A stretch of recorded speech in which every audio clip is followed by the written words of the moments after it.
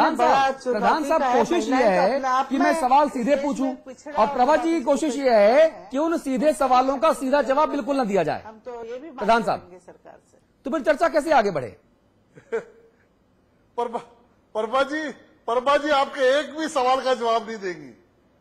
प्रभा जी आपके एक सवाल का भी जवाब नहीं देंगी। और जब मैं उनसे पूछूंगा तो हो सकता है वो ये भी कह दें कि मैं अधिकृत नहीं हूं सवालों का जवाब देने के लिए। सीधे सवाल का जवाब नहीं देंगी बिल्कुल। अमिताभ अग्निहोत्री जी, एक टिप्पणी आपसे लेना चाहूंगा, फिर उसके बाद ब्रेक पर जाऊंगा। देखिए, मूल बात यह है कि राजनेताओं ने न्यायपालिका को भी अपने सुविधा के अनुसार ही उसकी सर्वोच्चता को माना है। हाँ हाँ, ऐसा नहीं कि उसको एक थंब रूल की तरह मान लिया हो कि नहीं भाई देश की सबसे बड़ी अदालत जो कहेगी उसका सम्मान करेंगे। हाँ। मुझे याद है शाहबानो का केस, राजीव जी प्रधानमंत्री थे, क्या स्थिति बनी थी पार्लियामेंट में। कांग्रेस किस ढंग से, कांग्रेस ने बहुत विचित्र ढंग से, तीखे ढंग से भारत की सबसे बड़ी अदालत की धज्जियां उड़ा दी थी लोकसभा में। और वो कदम मैं मानता हूं भारत की राजनीति में एक बड़ा मोड़ लाया। उससे एक नई बहस शुरू हुई। उसकी अच्छाई बुराई में मैं नहीं जाऊंगा, लेकिन वो एक निर्णायक मोड़ था।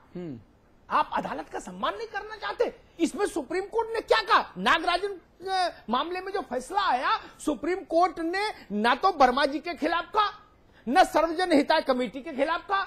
उसने ईमानदार बात कही जो प्रभा ठाकुर को भी समझ आनी चाहिए। प्रभा जी भी मेरी मित्र है और मेरे भाई अशोक प्रधान को भी समझ आनी चाहिए।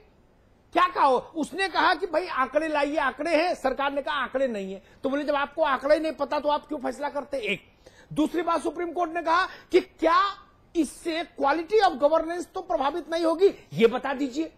और तीसरी बात उसने कही कि क्या वंचित है, समान अवसर नहीं, क्या इनकी भागीदारी ठीक नहीं है, इस पर डाटा दे दीजिए। इसमें कोई गुनाह कर दिया सुप्रीम कोर्ट ने?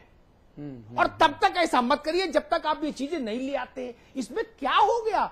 अगर उसने आपसे कहा कि आप अपने फैसले को जस्टिफाई करिए, तो आप ये कहेंगे कि ठेंगे पर नहीं जस्टिफाई करते, हम कानून ही बदल देंगे संसद में जाके। ये ठीक नहीं है।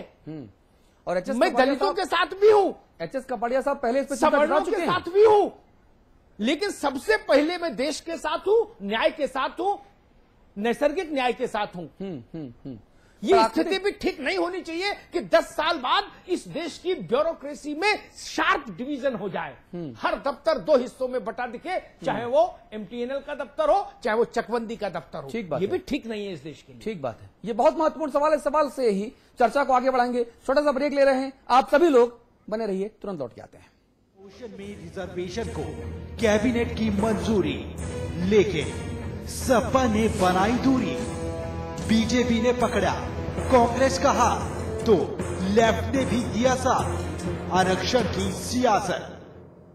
एक परफेक्ट इंजीनियर बनने से पहले, स्टॉक मार्केट में अपनी जगह बनाने से पहले, सॉफ्टवेयर प्रोफेशनल बनने से पहले, एक मल्टीनेशनल ग्रुप का सीईओ बनने से पहले, मार्केट के उतार चढ़ाव को समझा, मैनेजमेंट के कॉन्सेप्ट्स को समझा, एक परफेक्ट स्टूडेंट बना। मैंने डिग्री हासिल की। I studied at quantum quantum global campus, जिंदगी को दे नई दिशा। India's largest university, with 25,000 students from 26 states of India and 16 countries. 25 international tie-ups. Placements in 300 corporates. Hostel facility for 15,000 students. Ranked amongst the top universities of India. 600-acre campus. Lovely professional university. Transforming education, transforming India.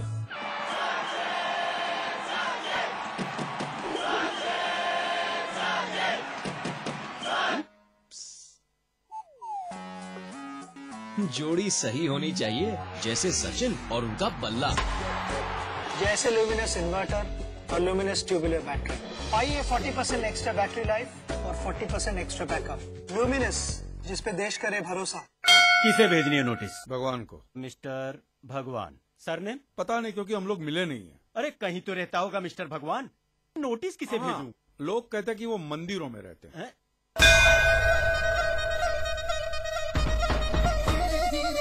आपका झगड़ा भगवान से ना, तो direct भगवान से पैसे मांग लीजिए ना।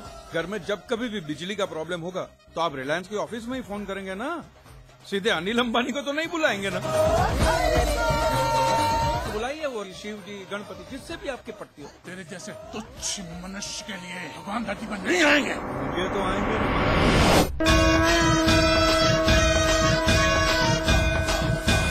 कौन है? भगवान।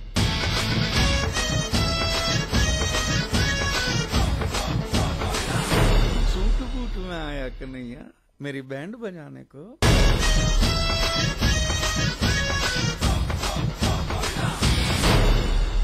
पेशर को कैबिनेट की मंजूरी, लेकिन सपा ने बनाई दूरी।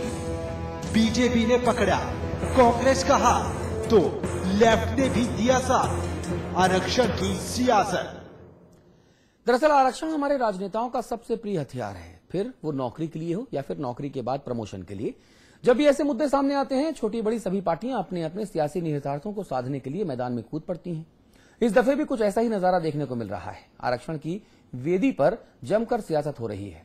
कुछ रिश्ते टूट रहे हैं तो कहीं सियासी दूरियां समेटती नजर आ रही हैं।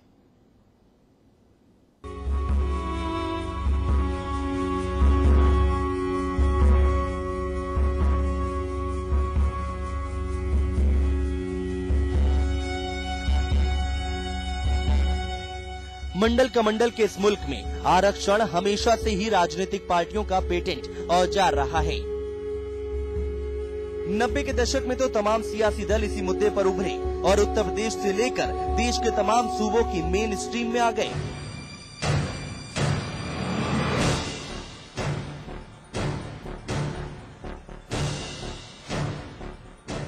खैर, देश का संविधान नौकरी के लिए आरक्षण को तो सही मानता है, लेकिन नौकरी हासिल करने के बाद प्रमोशन में आरक्षण को नकारता रहा है।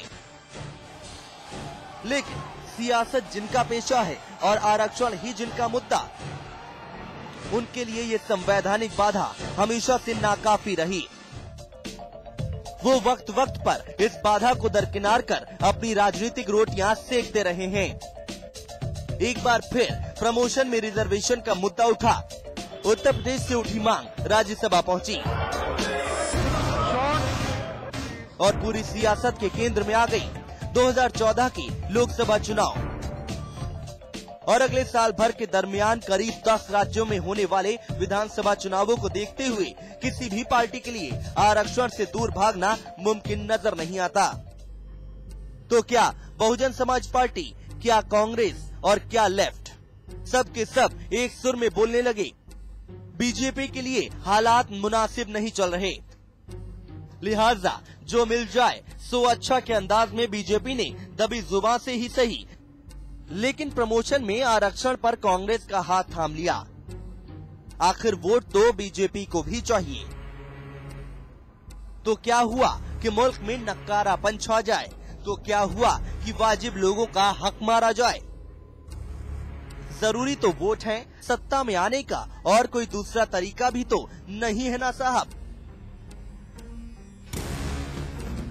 खैर, प्रक्रिया शुरू हो गई, बात कैबिनेट तक पहुंची और ड्राफ्ट को मंजूरी भी मिल गई। लेकिन ओबीसी और अल्पसंख्यकों की सियासत करने वाली समाजवादी पार्टी के लिए इस कॉन्सेप्ट को हजम करना मुश्किल हो रहा था, जिसमें सारा माइलेज मायावती ले जाएंगी।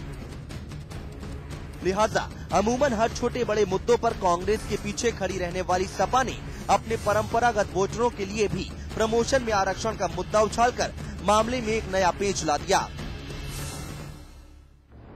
वैसे तो मौजूदा अंकगणित के लिहाज से ये विरोध बहुत असरदार नहीं लग रहा,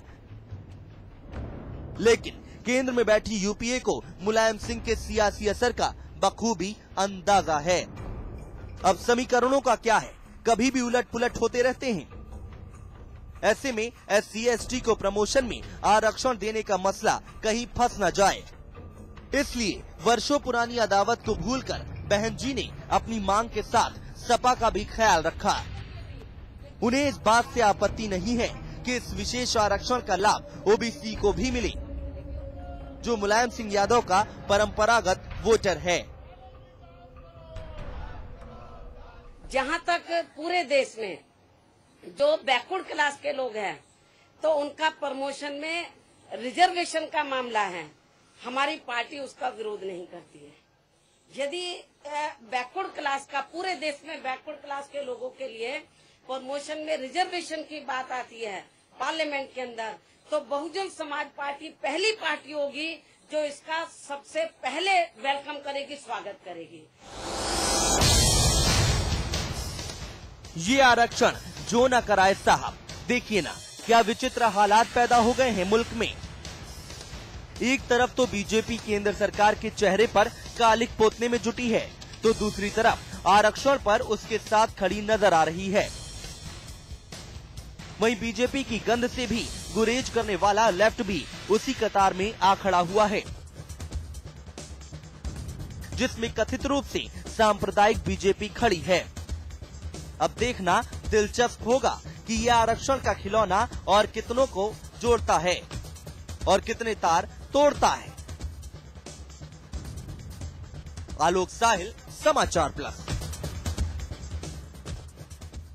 और हमारे साथ कुछ मेहमानों की सूची में फेरबदल हुआ है। अशोक प्रधान साहब जो बीजेपी के वरिष्ठ नेता हैं, अब वो हमारे साथ नहीं हैं, जबकि हमारे साथ अब समाजवादी पार्टी के विधायक और पूर्व मंत्री मनोज पांडे जी लखनऊ से जुड़ गए हैं। मनोज पांडे जी, आप आए और अशोक प्रधान जी चले गए। आप लगातार आरक्षण का विरोध कर रहे हैं। क्या अगर इस आरक्षण के प्रावधान में, जैसा सलमान खुर्शीद साहब कह रहे हैं कि ओबीसी को भी शामिल करने पर विचार हो सकता है, अगर ओबीसी को शामिल करने पर विचार हो जाए तो क्या आपका विरोध खत्म हो जाएगा? देखिए, जहां तक आरक्षण की बात है, आरक्षण की सबसे ज्यादा लड़ाई अगर किसी ने लड़ी है मंडल कमीशन से लेकर के आज तक देखिए तो माननीय मुलायम सिंह यादव जी ने, समाजवादी पार्टी के जो हमारे नेता हैं उन्होंने लड़ी है।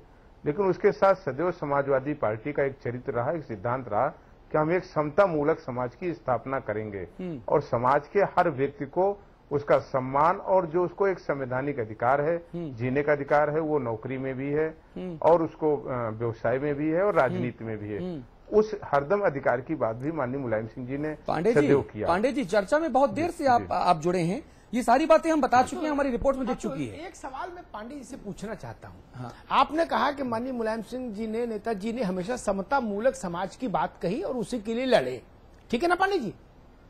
तो मैं सिर्फ ये जानना चाह रहा हूं कि दलितों को भी आरक्षण मिले, अच्छी बात है प्रमोशन में, पिछड़ों को भी मिले, अच्छी बात है, अकलियत को भी मिले और अच्छी बात है, लेकिन एक बड़ा सवाल ये उठता कि इस देश में जो लोग गलती से सवर्ण हो गए, उनकी गलती क्या? उनके समता मूलक समाज के सिद्धांत में उनको कहां फिट करेंगे फिर? उसके लिए पूरे देश में उत्तर प्रदेश उदाहरण है। माननीय मुख्यमंत्री अखिलेश यादव जी ने अभी जिस तरीके से लोगों को न्याय देने का काम किया है और पार्टी ने आरक्षण का विरोध भी किया है, मुद्दों के आधार पर हमने उसका विरोध भी किया और पार्टी ने दिल्ली में इसके लिए धरना भी संसद में दिया, उसको आप सबने देखा और जाना। लेकिन उत्तर प्रदेश में लोगों को सम्मान मिले और सवर्ण लोगों को प्रमोशन मिल सके। आप देखिए कि इधर 1 महीने के अंदर जितने लोगों को प्रमोशन और प्रोन्नत मिल पाई है सवर्ण लोगों को, आप देखिए आजादी के बाद इतनी लंबी माफ करिए, मेरा सवाल सीधी कीजिए। मेरा सवाल था कि दलितों को कानूनी तौर पर प्रमोशन में आरक्षण सुनिश्चित हो जाए, स्वागत है, पिछड़ों को हो जाए, स्वागत है, अल्पसंख्यकों को हो जाए, स्वागत है। तीनों का स्वागत मैं कर रहा हूं, आपके बिहाफ पर, मायावती जी के बिहाफ पर, प्रभा ठाकुर जी के बिहाफ पर। लेकिन मुझे ये भी तो कोई ईमानदारी से समझाए खुले दिल से कि इस देश में जो लोग बाय बर्थ गलती से ही सही सवर्ण हो गए, वो नौकरी के बाद प्रमोशन कैसे पाएंगे? वो सिपाही की सिपाही रिटायर हो जाएगा क्या? वो जूनियर इंजीनियर ही रह के रिटायर हो जाएगा क्या? नहीं, शायद आपको मैं आपके ज्ञान में थोड़ा वृद्धि करना चाहता हूं। उत्तर प्रदेश में माननीय मुख्यमंत्री जी ने इसको पूरा पलटा है और उत्तर प्रदेश में उन्होंने जिस तरीके से लोगों को प्रमोशन दिया है। अरे भाई, मैं आज जो कानून ये बात चल रही है उस पर बात कर रहा हूं। आप एक अखिलेश यादव की सरकार लेके आ गए, ये देश का कानून बन रहा है। रामगोपाल यादव देश के कानून पर बोल रहे हैं। अखिलेश यादव के 4 फैसले देश नहीं है ना? नहीं, देश के कानून पर समाजवादी पार्टी का स्टैंड एकदम, तो वही तो मैं पूछ रहा हूं आपसे। उसने आपके कहने से उसमें दलितों के साथ पिछड़े और दलित भी जोड़ दिए, दलितों के साथ पिछड़े और अल्पसंख्यक भी जोड़ दिए प्रमोशन में, आरक्षण में। तो मुझे कोई ये बताए कि फिर सवर्ण कहां जाएंगे, वो सामाजिक न्याय कैसे पूरा होगा, ये तो आप समझाओ ना। देखिए, ये तो गांधी जी कहा करते थे, आपने पढ़ा होगा, उनकी किताब भी पढ़ी होगी, गांधी जी ने भी कहा कि समाज में ऐसे लोगों को जो बहुत ही गरीब हैं और कमजोर हैं, उनको हमें कहीं ना कहीं आगे बढ़ाना होगा समाज में समानता लाने के लिए। हाँ। तो आरक्षण पे तो ये हम नहीं कह सकते कि किसी एससी को दिया जा रहा है या अल्पसंख्यक को दिया जा रहा है। उनके जो हालात हैं, सच्चर कमेटी की रिपोर्ट ने स्पष्ट किया है कि अल्पसंख्यक किस तरीके का जीवन जी रहा है। अगर उनको आरक्षण देने की बात की जा रही है